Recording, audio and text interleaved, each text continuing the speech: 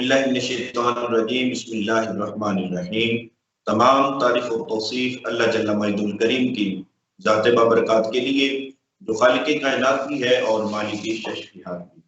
لاکھوں کروڑوں درود حضور نبی اکرم شفیع معظم رسول محتشم صلی اللہ تعالیٰ علیہ وآلہ آلہ وصحبہ وبارک وسلم، آپ کی بارگاہ ناز میں جن کے توسط سے یہ کائنات کی رنگینیاں آباد ہے۔ ناظرین کرام، پروگرام اپنے حصے کی شمع کے ساتھ حافظ راشد کا سلام قبول کیجیے۔ آج ہم گفتگو کریں گے مدارس کے حوالہ سے۔ اس موضوع پہ اگرچہ ہم نے پہلے ایک پروگرام کیا ہے لیکن اس کی تشریح باقی تھی، اسی وجہ سے ہم نے سمجھا کہ اس پر دوبارہ جو ہے وہ ایک دفعہ پروگرام کیا جائے تاکہ مزید جو ہے اس کے بارے میں ناظرین کو آگاہی حاصل ہو سکے۔ ہمارا موضوع جو ہے وہ مدارس کے حوالہ سے ہے کہ اس کو درپیش چیلنجز کیا ہیں اور کس طرح ان چیلنجز سے جو ہے وہ نمٹا جا سکتا ہے، اور پھر یہ کہ مدارس کی اب اس اسلامی معاشرے کے اندر خصوصیات کیا ہے، اس کے حوالہ سے ہمارے ساتھ گفتگو کے لیے موجود ہیں علامہ خواجہ ضیاء القمر صاحب۔ محترم، آپ کے وقت کا بہت شکریہ۔ اور ناظرین کرام، پروگرام جو ہے وہ اس کا آغاز جو ہے وہ نعت رسول مقبول صلی اللہ تعالیٰ علیہ وآلہ وسلم سے کریں گے۔ اس کے لیے ہمارے ساتھ تشریف رکھتے ہیں امیر علی قادری صاحب۔ قادری صاحب، آپ کے وقت کا بھی بہت شکریہ۔ ناظرین، پروگرام کا باقاعدہ آغاز جو ہے وہ نعت رسول مقبول صلی اللہ تعالیٰ علیہ وآلہ وسلم سے کرتے ہیں، اس کے بعد ہم اپنے موضوع کی طرف آئیں گے اور پھر سوالات جو ہے وہ علامہ صاحب سے کریں گے اور پھر مدارس کے حوالہ سے جو ہے وہ گفتگو ہوگی انشاءاللہ تعالیٰ، اور پھر پروگرام کا اختتام بھی جو ہے امیر علی قادری صاحب کے نعت پر ہی ہوگا۔ امیر علی قادری صاحب، آپ نعت رسول مقبول صلی اللہ تعالیٰ علیہ وسلم سے پروگرام کا آغاز کریں۔ جی سب سے پہلے تمام ناظرین کو السلام علیکم۔ میں نہایت ہی شکر گزار ہوں 72 نیوز کا جنہوں نے مجھے حاضری کا موقع دیا۔ اب میں خالد حسین خالد صاحب کا پڑھا ہوا کلام اور اپنے استاد محترم جناب حافظ شان سیالوی صاحب سرپرست اعلیٰ القمر نعت اکیڈمی ان سے سیکھا ہوا کلام میں آپ کے سامنے پیش کروں گا، تو محبت سے سماعت فرمائیے گا۔ صلی اللہ علیہ یا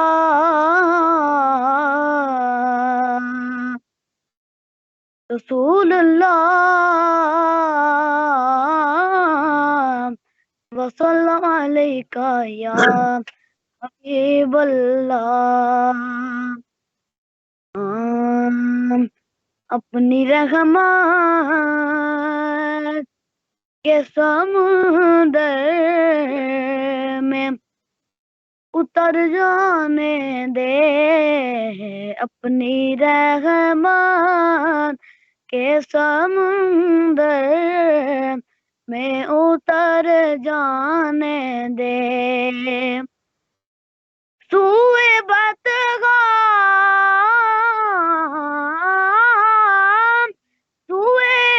بتگام لیے جاتی ہے ہوائیں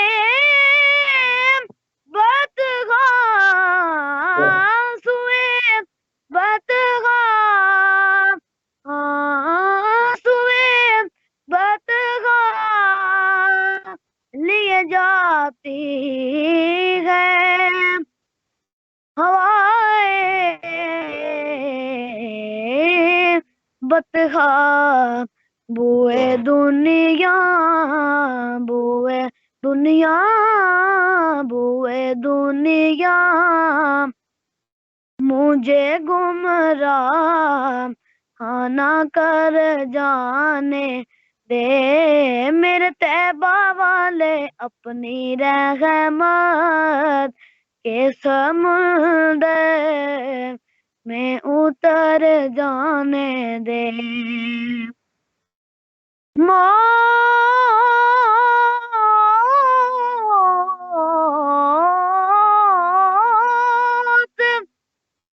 موت موت پر میری شہیدوں کو بھی رشک آئے گا،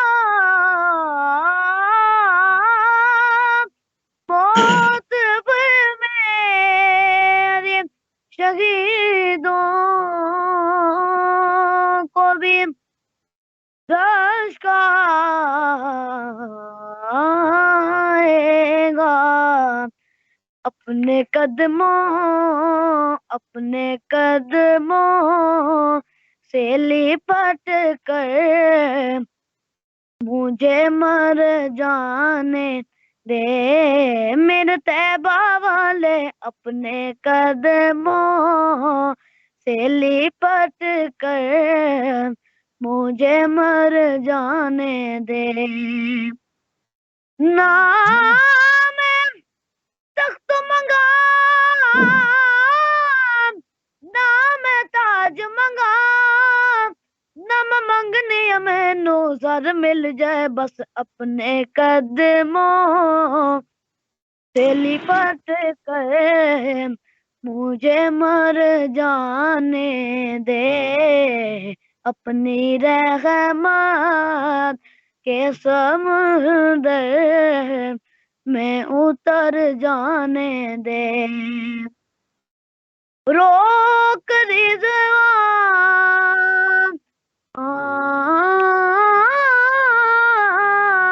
روک رضوان نہ مظفر کو در جنت پر، روک رضوان،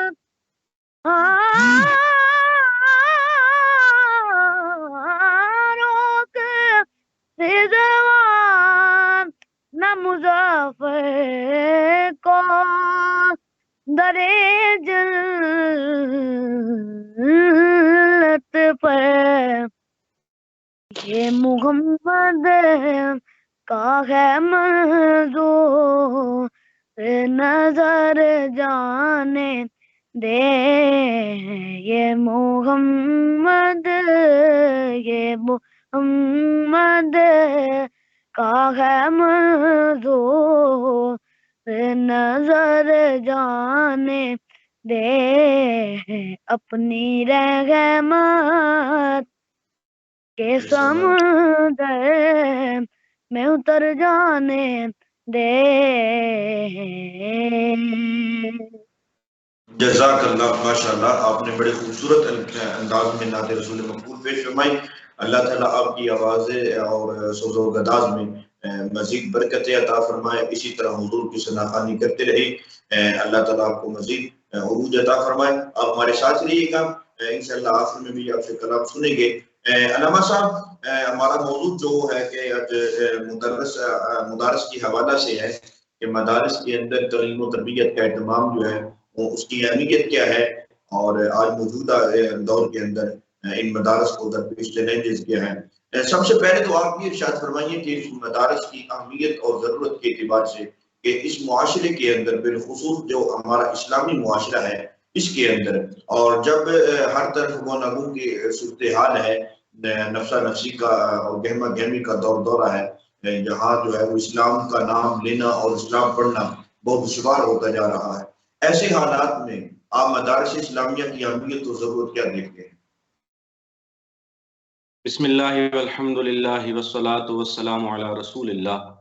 سب سے پہلے تو میں 72 نیوز کا اور آپ کی پوری ٹیم کا، حافظ صاحب آپ کا شکریہ ادا کرتا ہوں کہ آپ نے بندہ ناچیز کو اپنے خیالات کا اظہار کرنے کا موقع عطا فرمایا۔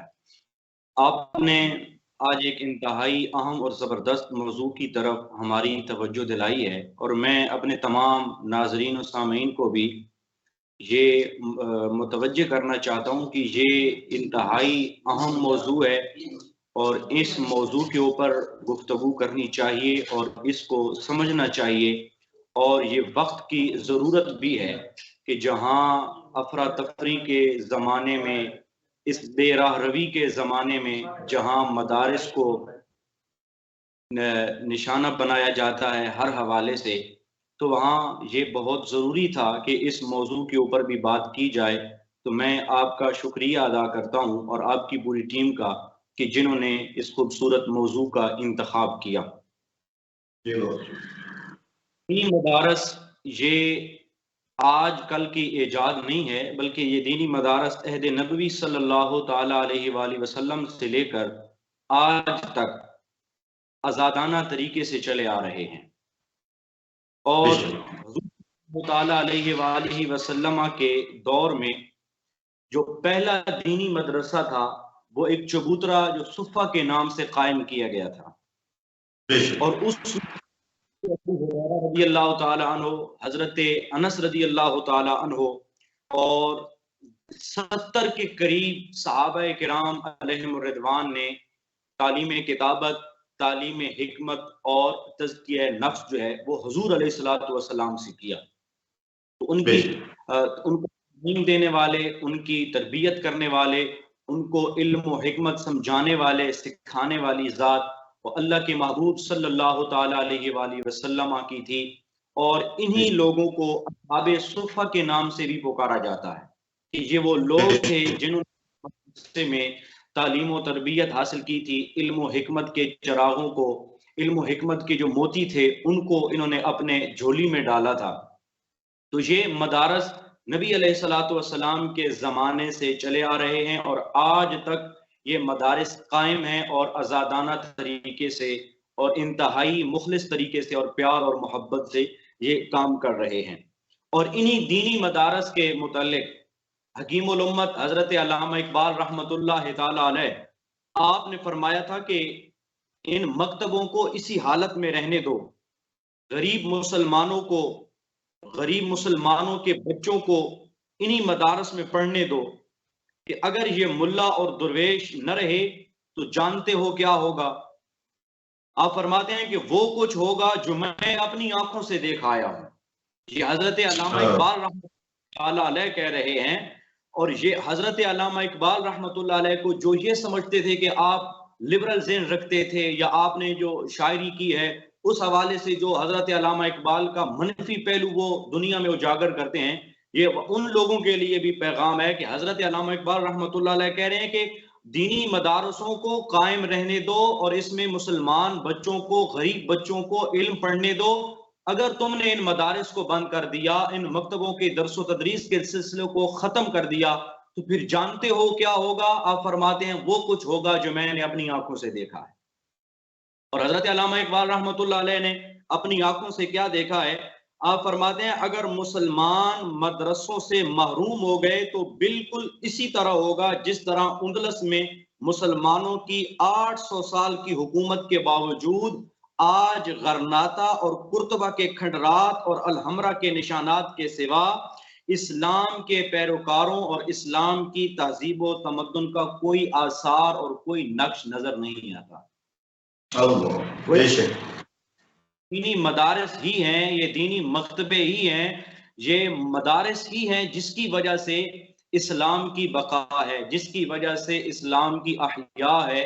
تو آپ فرماتے ہیں کہ ان کو قائم رہنے دو، اس کی ضرورت ہے۔ اگر یہ دینی مدرسے قائم نہ رہے تو مسلمانوں کی حالت انتہائی ابتر ہو جائے گی، اور یہی وجہ ہے کہ مسلمانوں نے جہاں 800 سال حکومت کی، تو جب مدارس کو، دینی اداروں کو، قرآن کریم کو، حدیث پاک کو، تفسیر کو، منطق کو، ان علوم کے اوپر پابندی لگا دی گئی اور ان کو پس پشت رکھ دیا گیا، تو پھر مسلمان حکومت کرنے کے باوجود بھی ان کے نشانات ہمیں میسر نہیں ہیں، ان کے نشانات ہمیں نہیں ملتے۔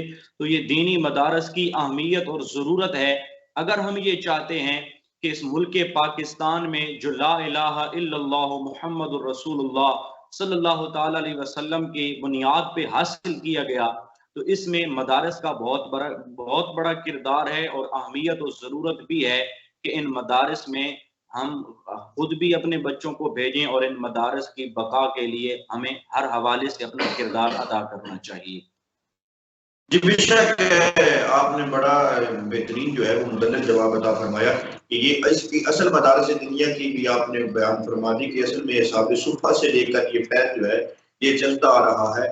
بلکہ میں تو یوں کہوں گا کہ مسجد نبوی میں جب حضور علیہ الصلوۃ والسلام یہ اپنے اصحاب کو علم و حکمت کے موتی عطا فرماتے تھے، تو اسی کے سلسلے کی یہ کڑی ہے جو آج ہمارے یہاں موجود ہے، اور یہ ہمارے لیے خوش آئند بات ہے کہ اسلام کی وہ روشن تصویر، اسلام کی وہ واضح تصویر، اسلام کی وہ منور تصویر وہ آج اسی صورت کے اندر، بلکہ اس میں بے شمار تبدیلیوں کے ساتھ آج وہ صورت ہمارے اندر موجود ہے کہ دین اسلام اور دین مدین کی تبلیغ کے سلسلہ کی خاطر یہ ادارے قائم ہیں۔ اللہ تعالیٰ ان اداروں کو شاد آباد رکھے اور ان میں کام کرنے والوں کو اللہ تعالیٰ اپنی حفظ و امان میں رکھے۔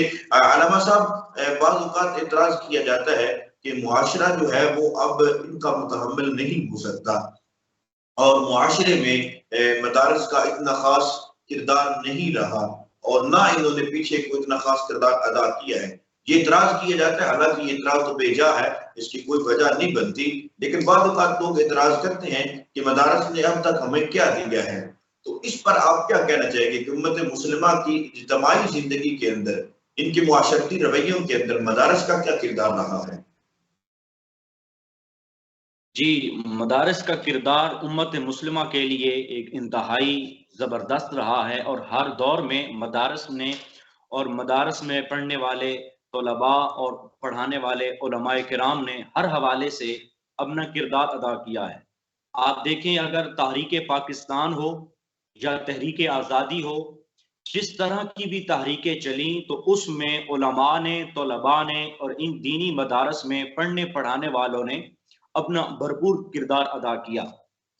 میں آپ کے چینل کے توسط سے میں یہ عرض کرنا چاہوں کہ انگریز نے بر صغیر میں اپنا قبضہ جمانے کے لیے دینی اقدار اور شاعر اسلام کو مٹانے کی ہر ممکن کوشش کی، لیکن اس راستے میں سب سے بڑی رکاوٹ یہ دینی مدارس تھے، سب سے بڑی رکاوٹ یہ علماء کرام تھے، سب سے بڑی رکاوٹ یہ طلباء دین تھے کہ جو مدرسوں میں دین پڑھ رہے تھے، جو علماء کرام مدرسوں میں دین پڑھا رہے تھے، قرآن و حدیث پڑھا رہے تھے۔ تو جب انگریز نے بر صغیر پہ اپنا قبضہ جمانے کی کوشش کی تو ان کی روک تھام کے لیے ان کی رکاوٹ سب سے پہلے یہ دینی مدارس ہی بنے، اور انہوں نے اسلام کو مٹانے والی کوششوں کو نیست و نابود کر کے رکھ دیا۔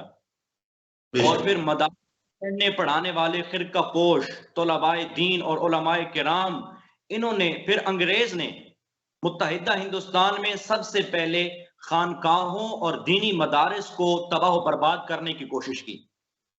اور جب وہ آئے نا تو انہوں نے سب سے پہلے یہ کوشش کی، انہوں نے کہا کہ یہ خانقاہیں ان کو گرا دیا جائے، یہ دینی مدارس جو ہیں ان کو گرا دیا جائے۔ آگرہ سے لے کر دلی تک سینکڑوں علماء حق کو پھانسی کے پھندے پہ ڈال دیا گیا۔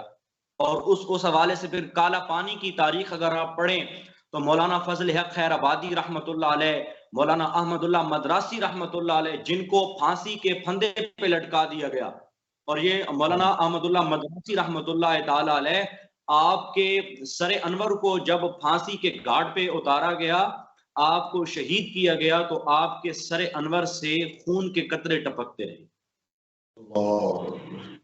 خیر آبادی رحمۃ اللہ تعالی علیہ جو عالم دین بھی تھے، شیخ الحدیث بھی تھے، قرآن کریم اور حدیث پاک کے علم کو جاننے والے تھے، تو انگریز نے ان کو مٹی کے ٹوکرے اٹھانے پہ مجبور کر دیا۔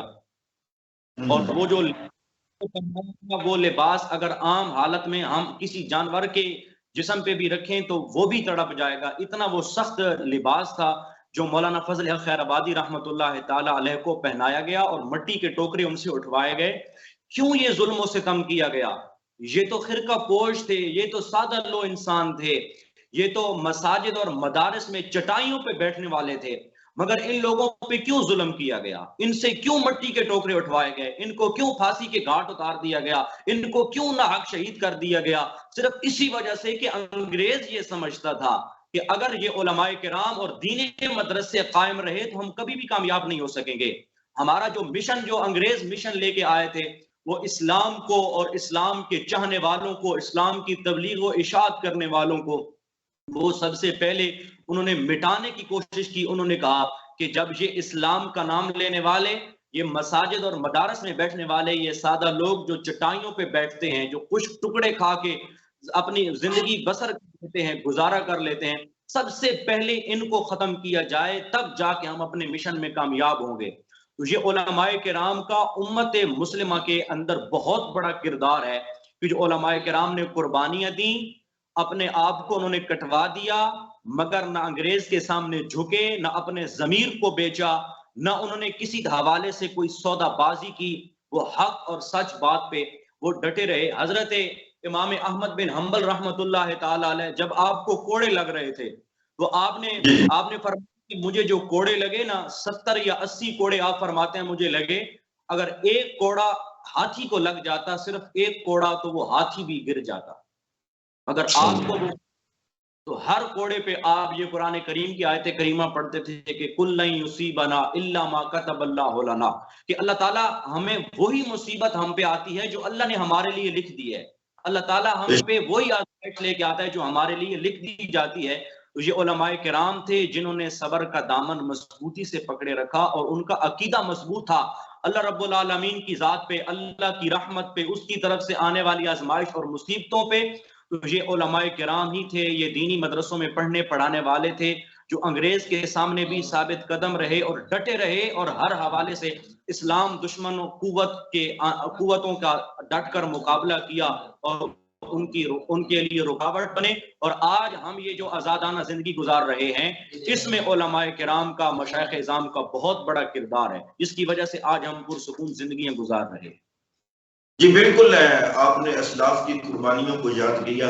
یقینی سی بات ہے کہ جب اپنے اسلاف کی قربانیوں کو دیکھتے ہیں تو ہم بار ہو جاتی ہیں کہ یہ کیسے لوگ تھے کہ جنہوں نے دین کی خاطر سب کچھ قربان کیا، اور اغیار جو تھے ان پر ظلم و تشدد کرتے رہے صرف اس خاطر کہ یہ دین اسلام کی تبلیغ کرنے والے لوگ ہیں، یہ مسلمانوں کا اصل ورثہ جو علم ہے ان تک پہنچانے والے لوگ ہیں. تو صرف اور صرف علم کی وجہ سے، علم کی دولت کو تقسیم کرنے کی وجہ سے ان جو ہے وہ چیزوں سے گزرنا پڑا. اللہ رب العزت ان کے درجات میں بلندیاں عطا فرمائے. میں آپ سے عرض کرنا چاہوں گا کہ ہمارے ہاں عصری تعلیم جو ہے وہ بھی انتہائی اہمیت کی اب حامل ہو چکی ہے. پہلا پہل تو ایسا تھا کہ عصری تعلیم جو دنیاوی تعلیم ہے اس کی طرف رجحان بہت کم تھا. ہمیں یاد ہے کہ جب حضرت ضیاءالامت علیہ الرحمہ نے معراج شریف کے اندر یہ نصاب تعلیم شروع کیا کہ جہاں جو ہے وہ فقہ پڑھائی جاتی ہے، جہاں حدیث پڑھائی جاتی ہے، جہاں منطق پڑھائی جاتی ہے، وہاں آپ نے اہتمام کیا کہ وہاں انگریزی بھی پڑھائی جائے، وہاں اکنامکس بھی پڑھائی جائے، وہاں سکس بھی پڑھائی جائے، وہاں اردو بھی پڑھاائی جائے. ایسا جب اپنے سنگم جو ہے وہ حسین امتزاج جو تھا، جو دین اور دنیا کا تھا، جب آپ نے شروع کیا تو لوگوں نے بہت اعتراضات کیے. بالخصوص دینی حلقے کی جانب سے اعتراضات آئے کہ آپ نے یہ کیا شروع کر دیا، اپنے دین کو دنیا کے اندر خلط ملط کرنا شروع کر دیا. لیکن حالات نے جب گلٹا کھایا اور یہ حالات کی کایا پلٹی، اب ہم دیکھتے ہیں کہ وہی لوگ جو ہے وہ اس چیز کی جانب اب کھینچے چلے آ رہے ہوتے ہیں. اب جو چیز جو ہے وہ 1957 میں حضور ضیاءالامت علیہ الرحمہ نے کر دکھائی تھی، اب لوگ جو ہے ان کو سمجھ آ رہی ہے کہ حضرت ضیاءالامت نے اس وقت ٹھیک ہے، اب ہمیں اس چیز کی ضرورت ہے. تو اب جو ہماری صورتحال ہے دینی اداروں میں، ان کی عصری تعلیم کے حوالہ سے آپ کا کیا خیال ہے؟ کیا ہمارے ادارے جو ہے اللہ ماشاء اللہ اکثریت اب انہوں نے شروع کر رکھا ہے کہ یہ دنیاوی کی تعلیم کا سلسلہ، تو یہ کیا اس ضرورت کو، جو عصری تعلیم کی ضرورت ہے، اس کو ہمارے ادارے پورا کر رہے ہیں یا نہیں کر رہے؟ اس کے بارے میں پوچھنا. جی ہمارے لیے خوش آئند بات ہے کہ اب اس طرف جو ہے وہ لوگوں کی، اور جو خصوصاً ناظمین مدارس ہیں، جو بانیان ہیں، انہوں نے اس کے اوپر خصوصی توجہ کی، اور اب حالات جو ہے وہ بدلتے جا رہے ہیں. جیسا کہ آپ نے کہا کہ ایک وقت تھا کہ لوگوں نے اعتراض کر دیا کہ جناب آپ یہاں پہ جدید تعلیم لے کے آ رہے ہیں، تو جدید تعلیم کا کیا کام ہے مدارس میں؟ یہاں پہ تو پھر وہ قدیم تعلیم جو ہے، قرآن، حدیث، فقہ، فلسفہ، منطق، ادب، معنی وغیرہ، تو وہ چیز پڑھائی جائے. تو اس وقت لوگوں نے بہت سارے اعتراضات کیے تھے. تو آج وہی لوگ ہیں جو خود اس کی طرف متوجہ ہو رہے ہیں اور اس چیز کو وہ ضروری سمجھ رہے ہیں کہ مدارس کی کامیابی اس لیے ممکن ہے کہ اس میں قدیم کے ساتھ ساتھ جدید تعلیم کو بھی مہیا کیا جائے. اور آپ دیکھیں کہ جب بھی اشتہارات، آج مدارس کے جب بھی اشتہارات چھپتے ہیں تو اس میں یہ ضرور لکھا ہوتا ہے کہ جدید اور قدیم کا حسین امتزاج. تو اب دیکھیں کہ وہ کے زمانے میں وہ خود مخالفت کر رہے ہیں، اب جب انہوں نے یہ سمجھا، اس کو ضروری سمجھا، اور یہ اچھی بات ہے، خوش آئند بات ہے. میں جس علاقے میں رہ رہا ہوں حافظ صاحب، اس میں جو مدارس تھے اس کی صورتحال یہ ہے کہ کوئی بھی عصری تعلیم کی طرف توجہ نہیں تھی، کوئی مڈل، میٹرک، ایف اے اس کے اوپر بالکل توجہ نہیں تھی. وہ سمجھتے تھے کہ اس کی ضرورت ہی نہیں ہے. مگر الحمدللہ میں خود ان مدارس کے لوگوں کو جانتا ہوں کہ جہاں ایسی تعلیم کا کوئی بندوبست نہیں تھا اور انہوں نے سوچا بھی نہیں تھا، تو آج الحمدللہ ان لوگوں نے اپنے مدارس میں جدید تعلیم کا آغاز کر دیا ہے، جہاں وہ لوگوں کو قرآن پڑھا رہے ہیں وہاں پہ یہ چیز بھی پڑھا رہے ہیں۔ اور ہمارے استاد گرامی فرمایا کرتے تھے کہ دینی تعلیم یہ ضروری ہے اور دنیاوی تعلیم یہ مجبوری ہے۔ اور اب ممکن اب دیکھیں ایک شخص جو مدرسے میں جا کے پڑھتا ہے تو وہ دینی مدارس کا اپنا ایک نصاب ہوتا ہے، مخصوص نصاب ہوتا ہے جو کہ دینی مدارس میں پڑھایا جاتا ہے، جس میں مستند عالم دین کا مقام حاصل کرنے کے لیے عربی، فارسی، صرف و نحو، قرآن و حدیث، تفسیر، فقہ، اصول حدیث، معانی، ادب، منطق، فلسفہ جیسے ضروری علوم کا ایک مکمل نصاب پڑھنے کے بعد وہ عالم دین کے منصب پر جا کے فائز ہوتا ہے۔ تو وہاں یہ ضروری سمجھا جاتا ہے کہ وہاں اس کے ساتھ ساتھ جدید تعلیم بھی ہونی چاہیے۔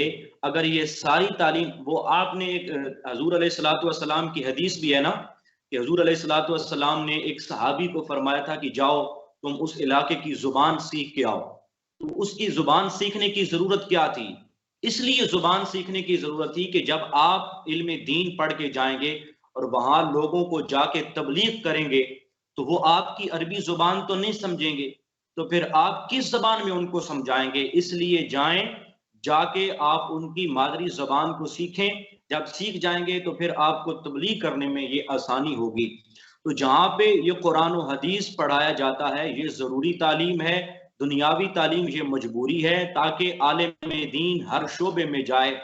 ایک عالم دین کو، ایک طالب علم کو وہ پسماندہ طبقہ سمجھا جاتا ہے کہ یہ معاشرے کا گرا ہوا شخص ہے، یہ معاشرے کا گرا ہوا طبقہ ہے کہ عالم دین، مولوی حضرات۔ مگر جو شخص علم دین پڑھنے کے ساتھ ساتھ جدید تعلیم کو بھی حاصل کرتا ہے، وہ جدید دور کے تقاضوں کو بھی پڑھتا ہے اور جدید دور کے تقاضوں کو سمجھتا ہے، اس کو ساتھ آگے لے کے چلتا ہے، تو کسی بھی میدان میں، کسی بھی شعبے میں وہ احساس کمتری کا شکار نہیں ہوتا، اسے کس چیز کی کمی نہیں ہوتی کہ یار کاش میں نے یہ چیز حاصل۔ اب الحمدللہ ہمارے بیرا شریف میں آپ دیکھیں وہاں پہ کمپیوٹر کی تعلیم دی جا رہی ہے، وہاں پہ معاشیات کے اسباق پڑھائے جا رہے ہیں، بلکہ ہم جب پڑھتے تھے تو ہم نے اپنے اساتذہ سے کہا تھا کہ ہمیں آپ معاشیات کی جگہ کوئی اور مضمون پڑھنے کی اجازت دے دیں، تو استاد صاحب ہم سے ناراض ہوتے تھے اور وہ سختی سے یہ پڑھاتے تھے۔ تو اس کی کیا ضرورت تھی؟ وہ ہمارے لیے کہتے تھے کہ تاکہ ہم جب میدان میں جائیں گے، عملی میدان میں جا کے ہمیں بھی کسی قسم کی احساس کمتری کا ہم شکار نہ ہو جائیں، ہم جس شعبے میں جائیں، جس شخص کے پاس بیٹھیں، جس مکتب سے تعلق رکھنے والے شخص کے پاس بیٹھیں، جس شعبے سے تعلق رکھنے والے شخص کے پاس بیٹھیں، تو ہمیں یہ عبور حاصل ہو کہ ہم ہر حوالے سے سامنے والے شخص سے گفتگو کر سکیں۔ اور یہ جدید تعلیم کے سوا ممکن نہیں ہے۔ تو یہ جدید تعلیم کا علم مدارس میں پڑھایا جانا یہ نہایت ضروری ہے، اور خوش آئند بات ہے کہ اب لوگوں نے اس طرف توجہ دی ہے اور اپنے مدارس میں جدید تعلیم کو بھی ایز اے سبقن پڑھایا جا رہا ہے۔ یہ بالکل یہ خوش آئند بات ہے کہ لوگ اب متوجہ ہو رہے ہیں، اس کو ضرورت اپنی سمجھ رہے ہیں کہ ہم جو ہے وہ دنیا کے ساتھ شانہ بشانہ چلنے کے لیے جہاں ہم دینی علوم کو حاصل کرتے ہیں وہاں دنیاوی علوم پر بھی دسترس حاصل کرنا یہ ازحد ضروری ہے۔ اس کے بغیر ممکن نہیں ہے کہ معاشرے کے اندر ترقی کر پائیں۔ حضرت میں آخری سوال کے ساتھ آپ کی طرف بڑھنا چاہتا ہوں۔ آپ یہ ارشاد فرمائیں کہ موجودہ دور کے اندر ان مدارس کے درپیش چیلنجز کیا ہے اور ان کا چیلنجز کا سدباب اور ان کا حل کیسے کیا جا سکتا ہے؟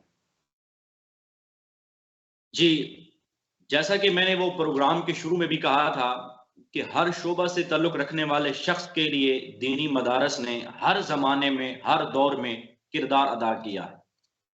وسط ایشیا کی روس کے 70 سالہ ظالمانہ تسلط کے دوران مسلمانوں کو نماز تو دور کی بات ہے، کلمہ طیبہ پڑھنے کی اجازت نہیں تھی۔ یہ 70 سالہ دور کی میں روس نے مسلمانوں کو آج دیکھیں کہ معاشرے میں کیا ہو رہا ہے، کہیں سے خبر آتی ہے جی مسلمانوں کو نماز پڑھنے سے روک دیا گیا، کہیں سے خبر آتی ہے جو مسلمانوں کو عید کی نماز پڑھنے سے روک دیا گیا، جمعہ کی نماز پڑھنے سے روک دیا گیا، مسلمانوں کو ماہ رمضان میں عبادت کرنے سے روک دیا گیا۔ تو یہ روس کے 70 سالہ ظالمانہ تسلط میں بھی ایسا ہوا کہ مسلمانوں کو نماز پڑھنا تو دور کی بات ہے، کلمہ طیبہ پڑھنے کی اجازت نہیں تھی۔ مساجد اور مدارس جو ہے وہ کھنڈرات میں تبدیل کر دیے گئے، مسلمانوں کی ایک نسل فنا ہو گئی، مگر کہ پھر ایک نسل مسلمانوں کی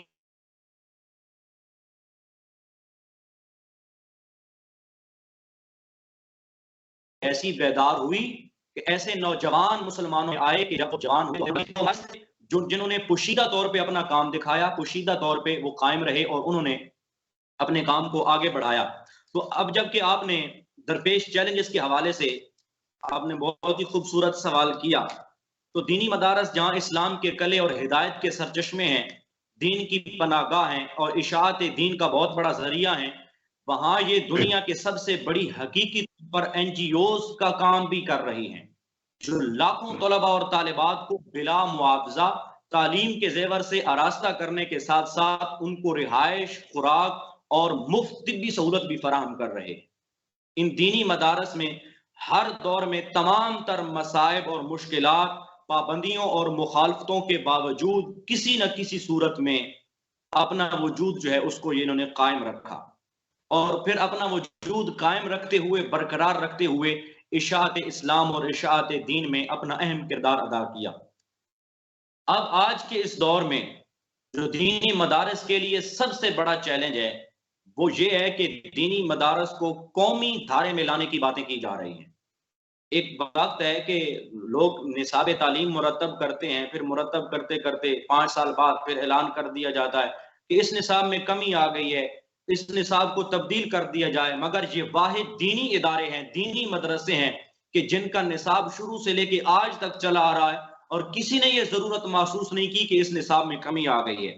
تو مدارس کے لیے اس دور میں سب سے بڑا چیلنج یہ ہے کہ قومی دھارے میں لانے کی باتیں کی جا رہی ہیں۔ اور حافظ صاحب، میں آپ کے چینل کے توسط سے یہ اپنے ناظرین تک بات پہنچانا چاہتا ہوں کہ مدارس کو حکومت کے کنٹرول میں لانے اور قومی دھارے میں لانے کی بات آج نہیں ہوئی، یہ ذوالفقار علی بھٹو شہید اس کے دور میں یہ بات ہوئی تھی، اس کے دور میں یہ بات اٹھی تھی کہ مدارس کو قومی دھارے میں لایا جائے، حکومت کے کنٹرول میں لایا جائے، اور پھر حکومت نے ماڈل دینی مدارس کے ناکام تجربے پر کروڑوں روپے خرچ کیے، مراعات کے لالچ دیے گئے، ڈرایا دھمکایا گیا، لیکن ان سب کے باوجود دینی مدارس کا راستہ نہ روکا جا سکا۔ اور پھر موجودہ دور میں عالمی سطح پر بھی یہ کوششیں کی جا رہی ہیں، مضمون سازش کی جا رہی ہے، اور مغربی ذرائع ابلاغ کا ان دینی مدارس کے بارے میں ایک مرتبہ پھر ایک غلیظ اور بے بنیاد پروپیگنڈا شروع کر دیا گیا ہے۔ وطن عزیز پاکستان جو کہ اسلام کے نام اور کلمہ طیبہ کے نعروں پر لاکھوں مسلمانوں کی جان و مال اور عزت اور آبرو کی قربانیاں دے کر معرض وجود میں آیا تھا، جہاں دینی تعلیم کی ذمہ داری ریاست کی تھی، جہاں دینی تعلیم کی ذمہ داری حکومت وقت کی تھی، جہاں دینی مدرسوں کے قائم کرنے کی ذمہ داری ریاست کی تھی، وہاں اس کا انتظام کرنے والے دینی مدارس کو مختلف ہیلے بہانوں سے تنگ کیا جاتا ہے۔ یہاں ان کی بات تھی کہ وہ دینی مدارس کو قائم کرتے، ان میں انتظام و انصرام کرتے، الٹا وہ کہتے ہیں نا کہ یہاں پہ الٹی گنگا بہ رہی ہے، تو انہوں نے مدارس کا انتظام و انتظام کرنے والے لوگوں کو مختلف بہانوں سے تنگ کرنا شروع کر دیا۔ کبھی یہ کہا جاتا ہے کہ یہ جہاں پہ تخریب کاری ہو رہی ہے لہٰذا ہم چھاپا مارنے آ رہے ہیں دینی مدارس پہ، کبھی کہا جاتا ہے کہ رجسٹریشن کے نام پہ، قوائف طلبی کے نام پہ دینی مدارس کا رخ کیا جاتا ہے، کبھی بینک اکاؤنٹ کی بندش کے حوالے سے دینی مدارس اور اہل مدارس کو ہراساں کیا جاتا ہے، کھالیں جمع کرنے کا موقع آئے تو جو دینی مدارس کے لوگ جب کھالیں جمع کریں تو ان پہ دہشت گردی کے مقدمات درج کیے جاتے ہیں۔ میں یہ کہنا چاہتا ہوں کہ یہ دینی مدارس، اس میں آپ کیا چھاپا ماریں گے؟ کیا یہ لوگ تخریب کاری کرتے ہیں؟ کیا یہ دہشت گردی کرتے ہیں؟ یہ تو نہتی لوگ ہوتے ہیں، ان کے پاس تو کچھ بھی نہیں ہوتا، یہ تو خوش ٹکڑے کھا کے گزارا کر لیتے ہیں، اور کئی راتیں ایسی آتی ہیں یہ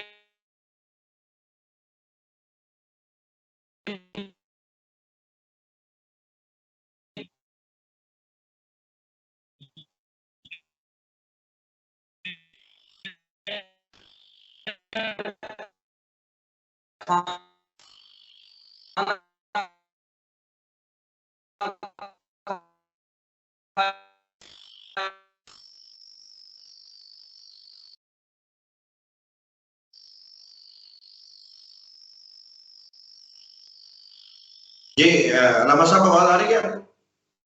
جی جی مدد کے ساتھ وہ شاید لائن کٹ گئی. جی جی آپ نے جواب مکمل کیجیے. جی میں یہ عرض کر رہا تھا کہ یہاں پہ یہ ریاست کی ذمہ داری تھی، تو انہوں نے تو اپنی ذمہ داری سے سبکدوش ہو گئے، انہوں نے اس کو چھوڑ دیا، اور پھر مدارس کو اور اہل مدارس کو مختلف بہانوں سے تنگ کیا جاتا ہے. تو یہ سب سے بڑا چیلنج ہے. اگر آپ دینی مدارس کو قومی دھارے میں لانا چاہتے ہیں، اگر آپ دینی مدارس کو حکومت کی ہر سال بجٹ پیش کیا جاتا ہے، ہر سال سرکاری ملازمین کی تنخواہوں میں اضافہ کیا جاتا ہے، ہر سال بجٹ میں ہر ایک کا حصہ رکھا جاتا ہے. کبھی ایسا بھی ہوا کہ کسی بجٹ میں دینی مدارس کے لیے حصہ رکھا گیا ہو؟ کبھی ایسا بھی ہے کہ ہر بجٹ میں جہاں سرکاری ملازمین کی تنخواہوں میں اضافہ ہو رہا ہے، وہاں ان سادہ لوگ جو مدرسین ہیں، جو چٹائیوں پہ بیٹھ کے پڑھانے والے ہیں، صبح سے لے کے شام تک پڑھا رہے ہیں، کبھی اس طرف بھی توجہ کی گئی ہو کہ ان کی تنخواہوں میں اضافہ کیا جائے؟ کبھی پوچھا ہے کہ آپ کی تنخواہ کتنی ہے، آپ کا کیسے گزارا ہو رہا ہے؟ بجائے اس کے کہ اس کا انتظام سنبھالا جاتا، بلکہ ان کو ہیلو بہانوں سے تنگ کیا جاتا ہے اور ان کو پریشان کیا جاتا ہے اور ان کو ہراساں کیا جاتا ہے.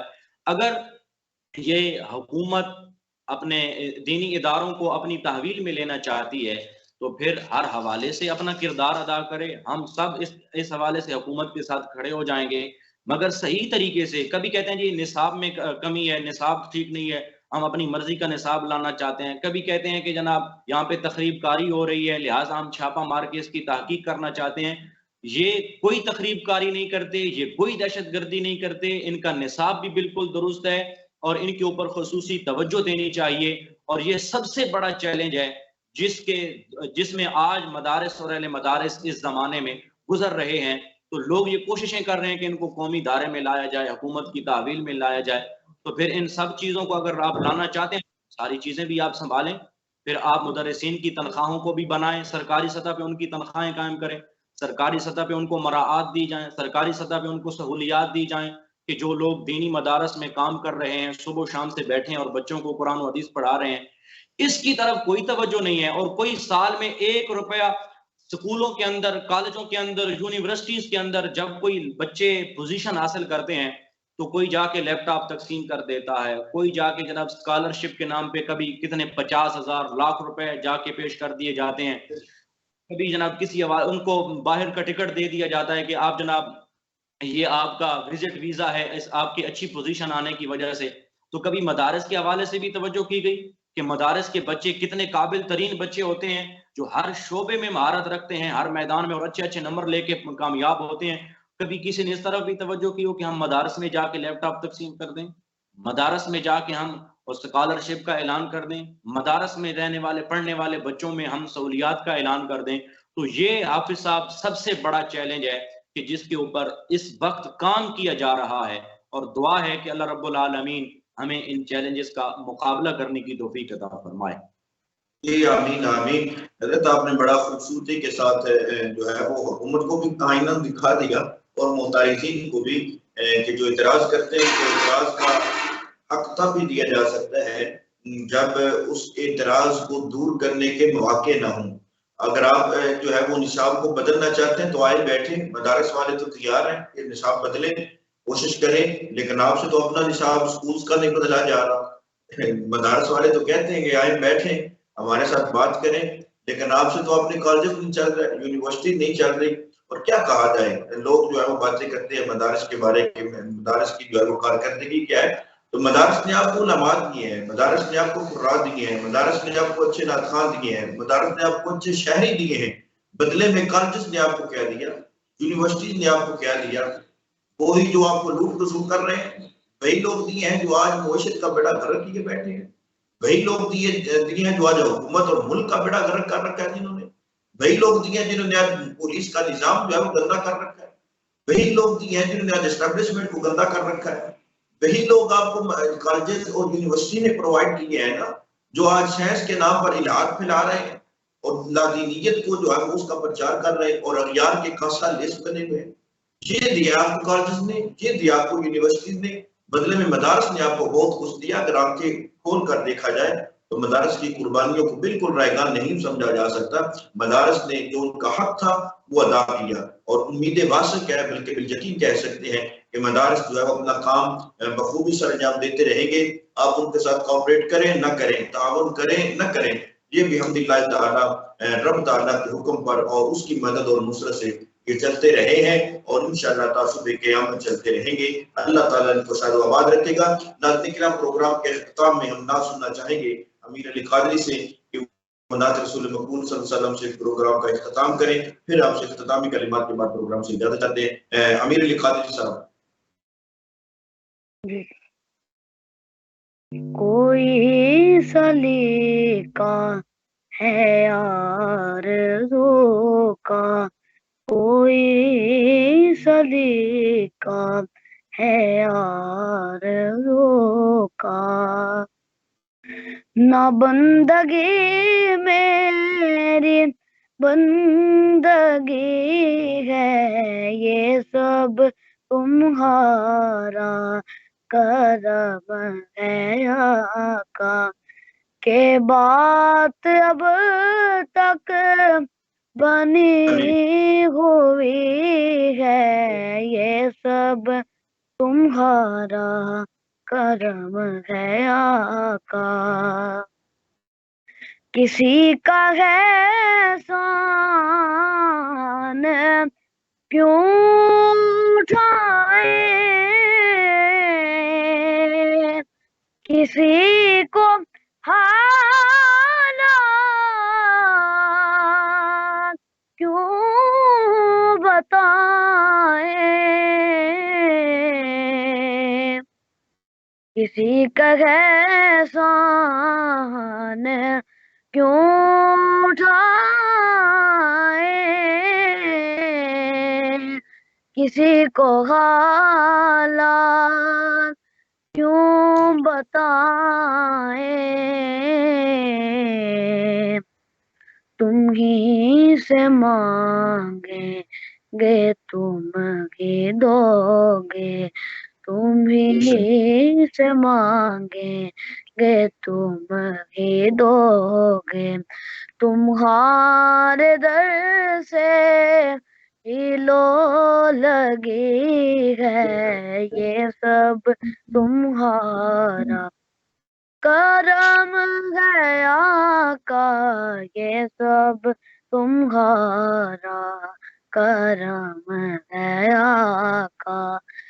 میرے گل پٹا تیرے نام والا، تیرے نام نو جگ سیان دائی، تیرا کرم ہویا مینو ملی عزت، مینو کون کمینے نو جان دائی، یہ سب تمہارا کرم ہے آقا، یہ سب تمہارا کرم ہے آقا۔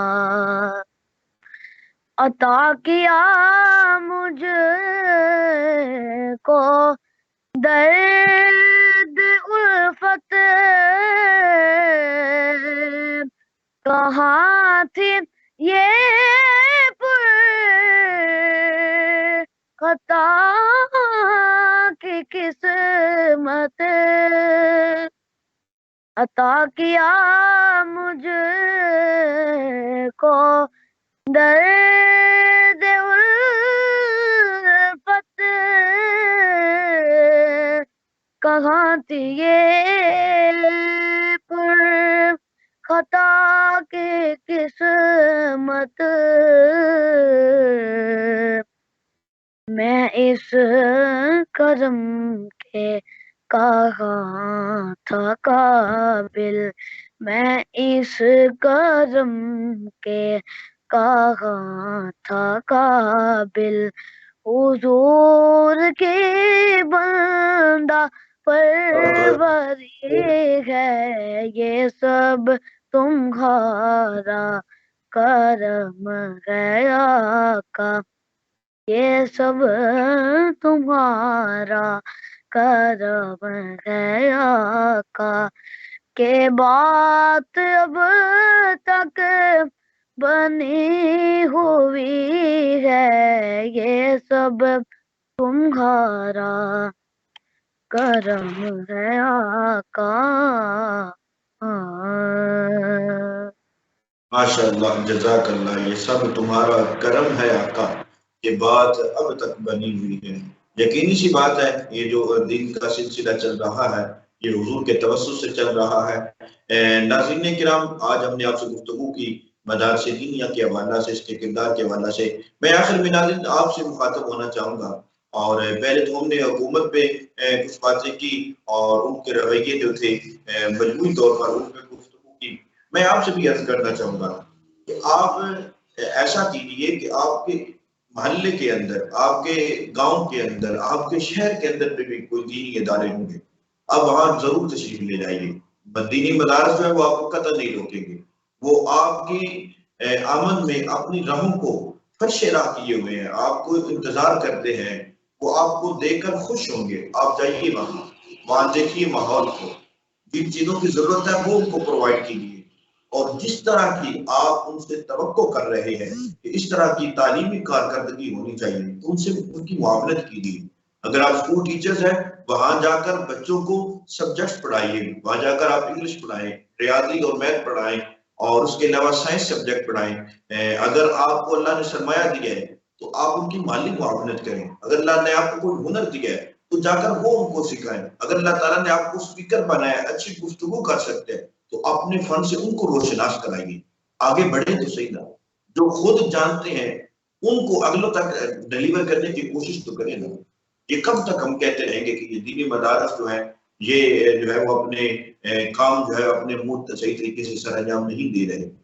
آئیں آگے بڑھیں، ان دینی اداروں کا حصہ بنیں، جو کمیاں کوتاہیوں کو دور کرنے کی کوشش کریں، جو ان کی اچھائیاں اور خوبیاں ہیں وہ عام کرنے کی ہر وقت کوشش کریں. اللہ رب العزت کی بارگاہ میں دعا ہے کہ خالق کائنات ہمیں حقیقی معنوں میں اپنے اسلام کا سپاہی اور جانشین بنائے. اور جو لوگ ان اداروں کے حوالہ سے کام کر رہے ہیں بڑی خوشی ہوتی ہے. ایسے لوگ بھی ہیں اللہ نے اس کائنات میں رکھے ہیں کہ جو ان دینی اداروں کے حوالہ سے باوجود اس کے کہ ان کا دین کے ساتھ وہ اتنا گہرا ربط نہیں ہوتا، لیکن وہ اللہ نے ان کو توفیق دی ہوتی ہے. وہ اہل دین کے جو دین والے لوگ ہوتے ہیں ان سے محبت بھی کرتے ہیں، دین کے امور کے اندر وہ اشتراک بھی کرتے ہیں، شرکت بھی کرتے ہیں. اللہ تعالیٰ ان کو بہت نوازتے ہیں. ہمارے یہاں ضلع منڈی بہاؤالدین میں بھی بے شمار ایسے لوگ ہیں. بالخصوص اب ہمارا پاکستان پبلک چرچ ہے، اس کے چیئرمین ستار صاحب ہیں، وہ کوشش کر رہے ہیں کہ دینی مدارس کی معاونت کی جائے. ہمارے کل ایک بھائی نے یہاں ایک پھلیہ کے قریب بھائی انہوں نے ارادہ کیا ہے، عزم کیا ہے کہ ہم دینی مدارس کو جو ہے وہ چلائیں اور ان کی معاونت کریں. یہ خوش آئند پہلو ہے. آئیں ان لوگوں کی طرح آپ بھی آگے بڑھیں، اپنی قرب و جوار کے اندر جو مدارس ہے ان کی معاونت کریں، ان کا حصہ بنے اور دیکھیے کیا چیزوں کی ضرورت ہے، کن چیزوں کی کمی ہے اور ان کمیوں کو پورا کرنے کی کوشش کریں اور ان کا دستاویز بنے. میں ہمارے دیگر اپنے دونوں مہمان گرامی کا شکریہ ادا کرتا ہوں. حضرت علامہ خواجہ ضیاء القمر صاحب، آپ کا بہت شکریہ، آپ تشریف لائے، آپ نے وقت عطا فرمایا. خان مصطفیٰ امیر علی قادری صاحب، آپ نے وقت دیا، آپ کا بھی بہت شکریہ. پھر انشاءاللہ تعالیٰ آپ سے ملاقات ہوتی رہے گی اسی پلیٹ فارم کے ذریعے، اور پھر انشاءاللہ تعالیٰ اسلام کا یہ پیغام پہنچاتے رہیں گے. اللہ آپ دونوں کو حفظ و امان میں رکھے. ناظرین کرام، آج کے پروگرام سے اجازت چاہتے ہیں اس دعا کے ساتھ، اس یقین کے ساتھ کہ اللہ رب العزت آپ کو بھی ان نیکی کے کاموں کی توفیق مرحمت فرماتا ہے. اللہ تعالیٰ آپ کے مال و جان کی حفاظت فرمائے، آپ کو اپنی حفظ و امان میں رکھے. آج کے پروگرام سے اجازت چاہتا ہوں. انشاءاللہ تعالیٰ اگلے ہفتے نئے موضوعات کے ساتھ، نئے مہمانوں کے ساتھ پھر ملاقات ہوگی. تب تک کے لیے آپ رشید کا سلام قبول کرتے ہوئے اللہ نگہبان.